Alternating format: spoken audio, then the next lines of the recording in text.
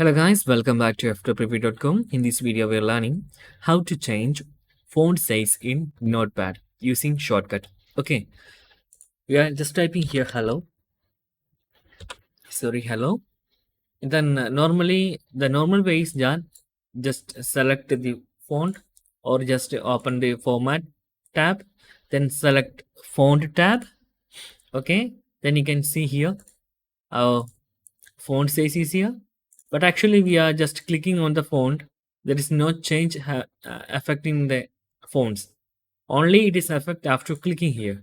Okay, but we can use the shortcut method, which is just press and hold control key, then you can use plus or minus button like right side of your uh, number pad, and just press that, hold press control button, then click on plus button, then the font is increasing. You can see here each click increase one step font.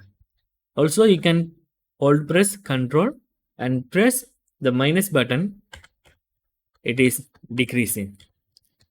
So this is very useful, you can see here.